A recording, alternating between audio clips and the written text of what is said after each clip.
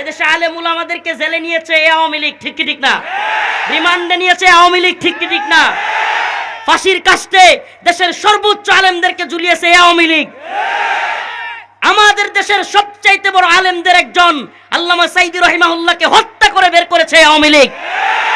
এই আওয়ামী লীগ ছোট ছোট বাচ্চাদেরকে গুলি করে হত্যা করেছে। এই আওয়ামী লীগ বিশ্বজিৎকে হত্যা করেছে, আবরার ফাহাদকে হত্যা করেছে, এমসি কলেজে স্বামীর সামনে স্ত্রীকে ধর্ষণ করেছে। এই আওয়ামী লীগ হাজার হাজার কোটি টাকা বিদেশে পাচার করেছে।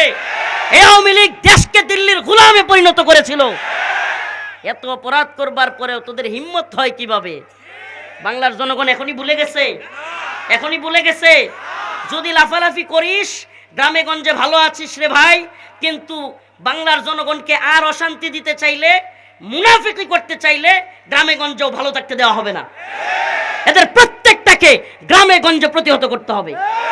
যেইটা মাথা বসাইতে চাইবে ওটা নাক ধরে চাপ দিতে হবে। বাংলাদেশে কম জুলুম হয় নাই। এত জুলুমের পরেও এরা যদি আবারও মাথা বসাইতে চায় তাহলে সেই মাথা ভেঙ্গে আমরা ঘুরিয়ে দিব ইনশাআল্লাহ। রাজি আছেন তো ইনশাআল্লাহ?